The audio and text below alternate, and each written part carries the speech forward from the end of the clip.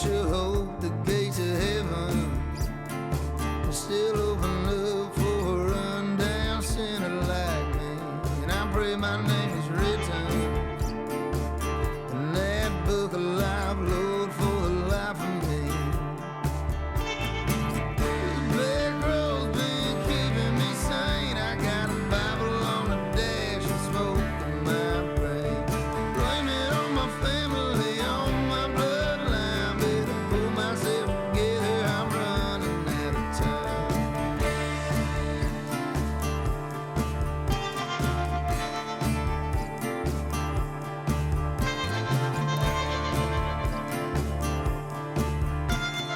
Welcome to West Virginia.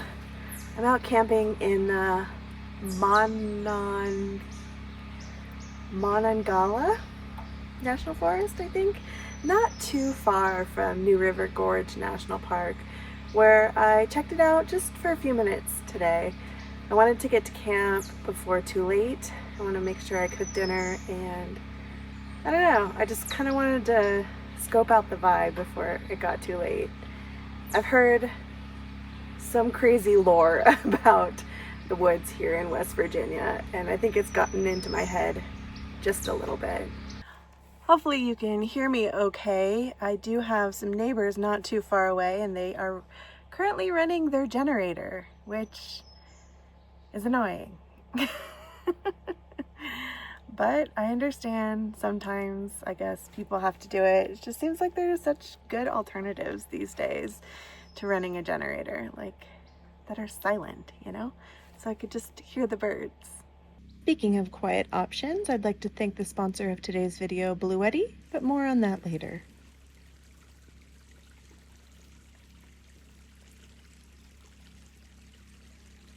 It's gonna be a bit of scrounging to figure out what dinner is going to consist of tonight. I have a feeling that any way we end up going here, I'm going to make eggs for dinner with some other things, but eggs are basically the only substantial source of protein I have. I also have some cottage cheese, but I think it's going to go a couple of eggs, and we'll figure something else out.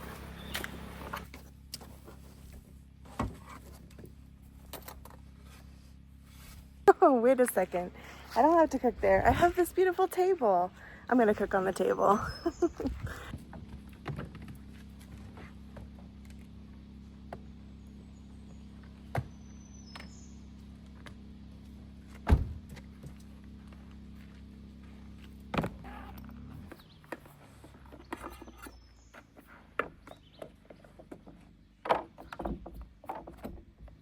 Let me get these eggs on to boil, and then we're going to talk about some of the rules I've heard for how to manage this situation here in West Virginia.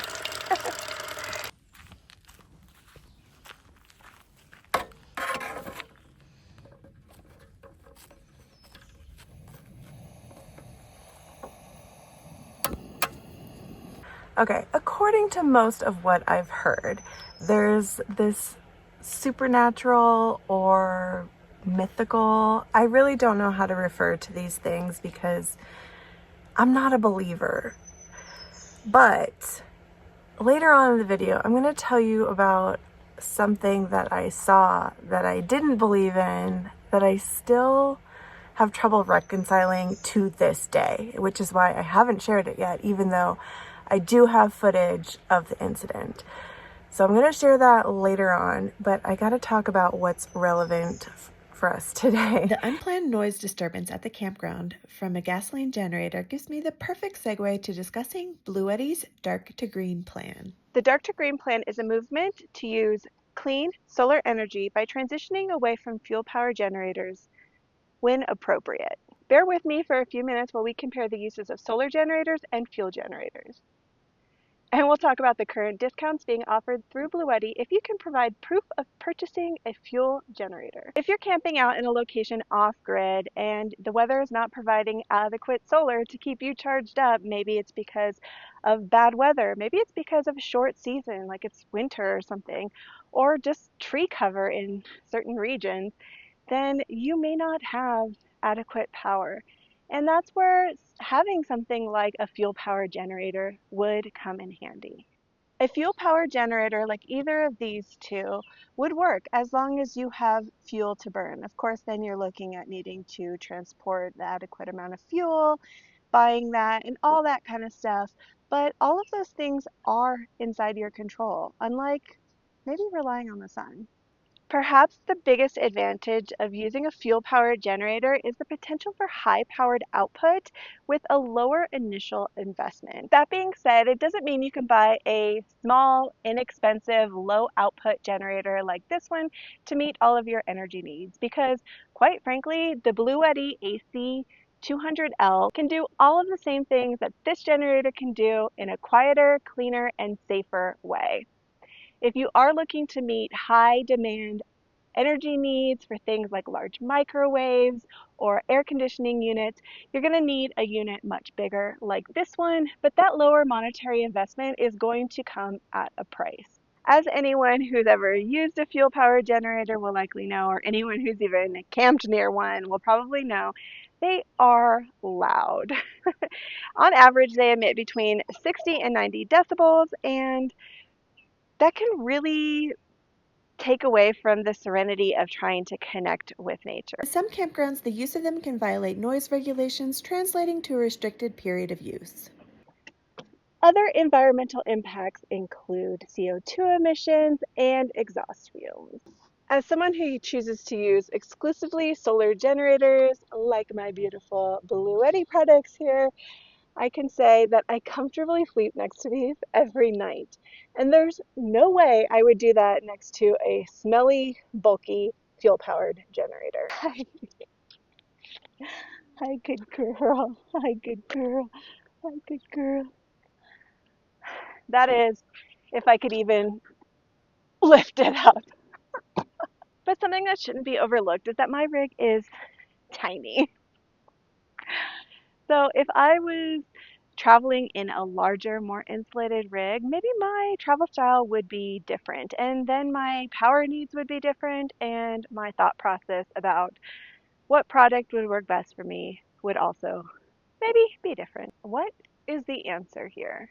I'd say for most campers and people recreating off-grid, solar generators will meet your power needs, but there are situations where having a fuel-powered generator can help supplement the gaps in power from the sun. Yes, you heard me right. A unit such as the Bluetti AC200L can accept charge from a fuel power generator. I think being able to run a generator for a short period of time to charge up a power station and then rely on the quiet, clean energy of the solar generator for the day is a much more environmentally friendly combination. Because it is all of our responsibilities to take care of the environment, Bluetti is offering significant incentives to help offset the upfront cost of purchasing a solar generator. It's all about using the right tool at the right time, using your fuel-powered generator as sparingly as needed, and relying on clean, environmentally friendly solar as much as possible. Thank you so much to Bluetti for letting me participate in this campaign and for sponsoring this segment of the video. Which is this Wendigo thing. People also say there's like Moth Man, Cryptides, there's skinwalkers, all sorts of things around here. I don't know what any of those things are. I just know I saw this girl tell the internet how to stay safe in West Virginia. And this is what she says. The Appalachian Mountains, they are older. So because they're really old, I guess they're really haunted, is what people are trying to imply. So these are the rules or warnings passed down over generations throughout hundreds of years on how to stay safe. Don't whistle. I can't whistle anyway. If you hear someone calling your name, no, you didn't. Okay. If you hear somebody whistle in the woods, don't whistle back. If somebody's whistling at you and it sounds like it's far away, it actually means it's close. And if it sounds like it's close, then it's far away. Are we following here? Okay. She said, don't look at the tree line. Like, you can look at the trees, just don't try to look through the trees. And that's the rule that I've been breaking, because I just want to look through the trees. I do feel like I'm looking for something. I mean, there are bears in this area, and also I just can't help it. That's the one I can't stay away from. All right, what else we got here? And she says, okay, at nighttime, you're supposed to cover all of your windows. Out here when I'm camping like this, I don't always do that. Like, the other night I was out camping with Gina. I didn't cover my windows. I slept like a baby. But maybe I should do that tonight. I don't know. It's just usually that it's so dark and I already have like enough privacy that I really don't feel like I need to put my window covers up most of the time. But apparently, if you don't do that, you might find something staring in at you overnight. So, I don't know. And then, what's the other one? If you hear a woman crying and if you hear a baby crying, no, you didn't. And if you want to go out camping, you need to build a big enough fire to last through the night. I'm actually not having a fire tonight. But yeah, that's the advice I got. I think we're going to be fine. Now that I've said I'm going to be fine nearly enough times to convince myself that I'm not actually afraid of something I don't even believe in, let me figure out how we're going to round out dinner tonight. I'm going to have this curry sauce. That's pretty good.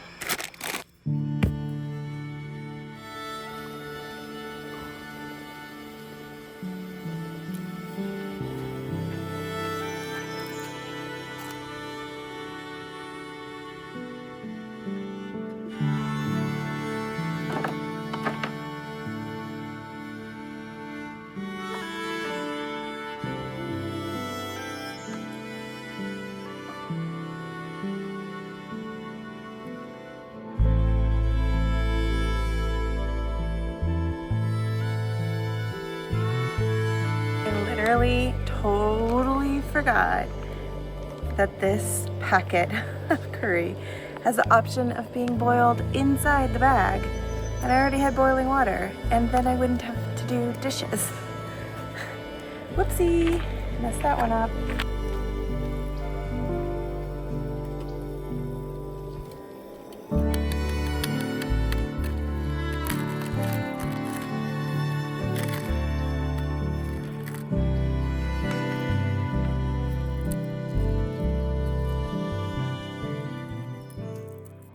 She don't look pretty, but it's gonna get the job done. And I've been carrying around that little packet of food. I'm trying to remember where I bought it. I think it might have been in Arizona. There's a possibility I think it was in Arizona. I think it was. I just don't remember where. Anyway, I'm gonna sit out here and enjoy and try not to stare into the trees. Good luck. Actually, speaking of Arizona, last time I was there, I went backpacking in the Superstition Mountains, which oddly is related to what we're talking about today. Superstition. Superstitious characters. Superstitions.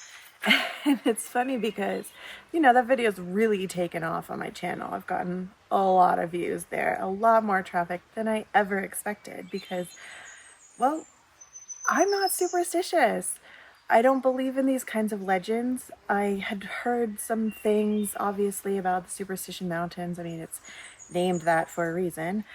But I didn't go in there trying to like uncover anything or confront anything or even with any real regard with anything other than whether or not there was going to be enough water for me.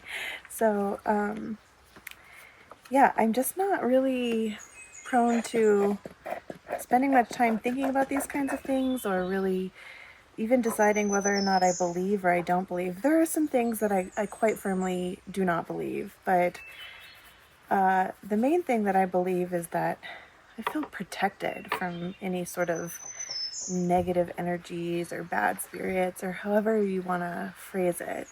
So I don't really concern myself with it because it's not really something that I feel.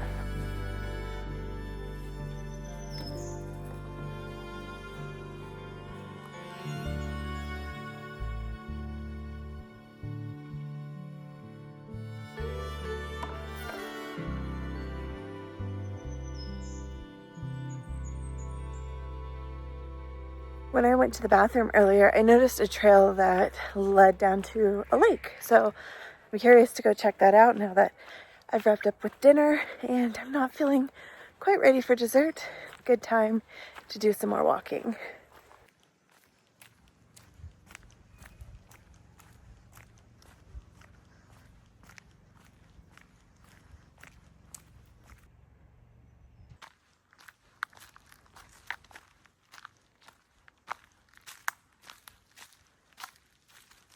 Dang, this trail is a little bit further than I expected. I'm still just walking along here. Hopefully I'll come to the lake soon.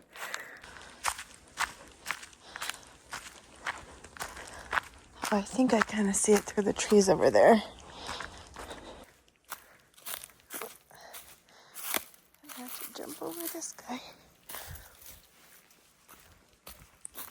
Finally.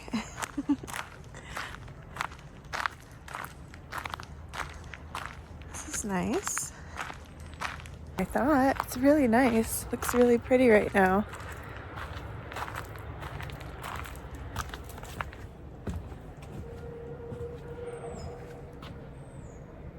What the heck was that?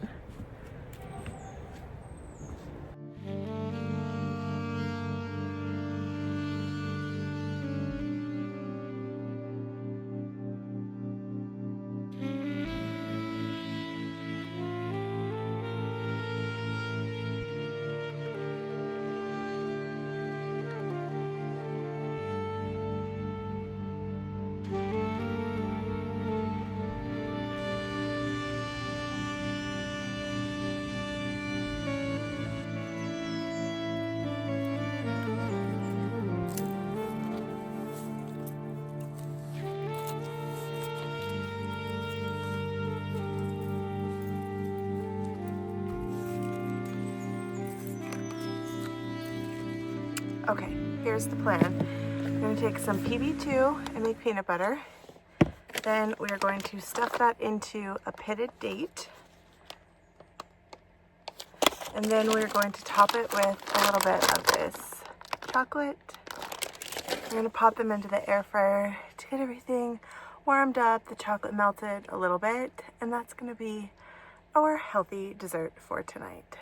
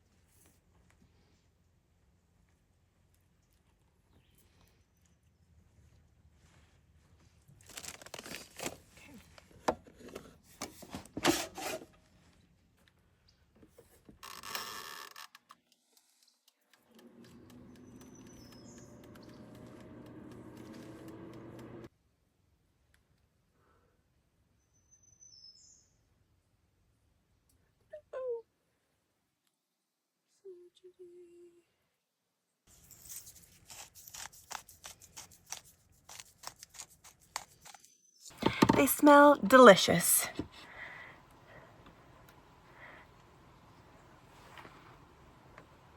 Mm-hmm.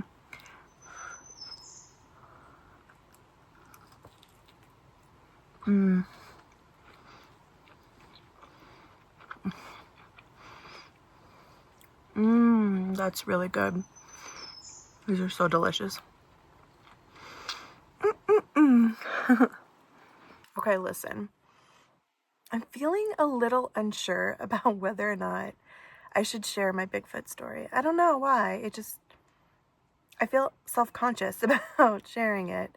So if you're interested in hearing it, leave me a comment and I might wait until the next video to share that. I might hear if you guys are interested before I really like put myself out there like that, you know? Yeah, so let me know. Let me know where you stand on that because I'm feeling self-conscious about sharing. I will sleep on it though, and I'm going to make a final decision tomorrow.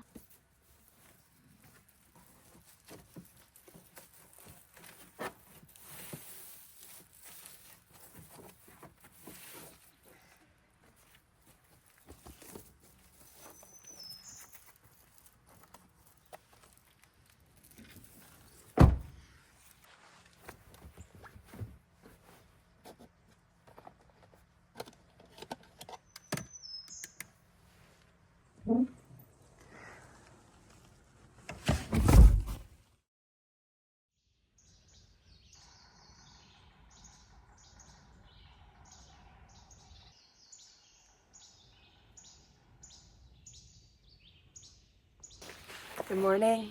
I slept really well last night. It's almost like you don't have to be afraid of the boogeyman. It's still pretty early, but I'm gonna get moving. There's some things I want to check out today, and then I've got some big travel ahead actually, but we're gonna talk about that in the future. But for today, we're gonna do a little bit more exploring here in West Virginia.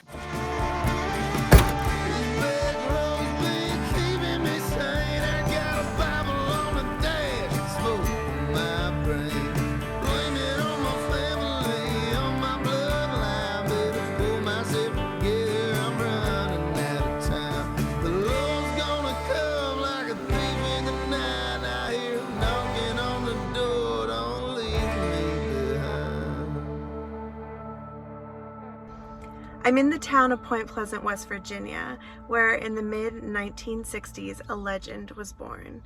It was November 15th, 1966 when two young couples reported seeing a strange creature near the old TNT area, an abandoned World War II munitions site.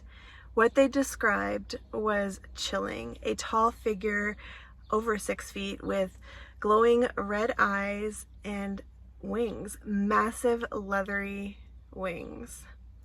They said it followed them in their car, swooping through the air at incredible speeds. And that night, the very first official sighting of Moth Man was recorded. But it wouldn't be the last. This is quite possibly the sweetest latte I've ever had. Can't say I love that. I'm gonna have a little walk around and tell you a bit more about this legend.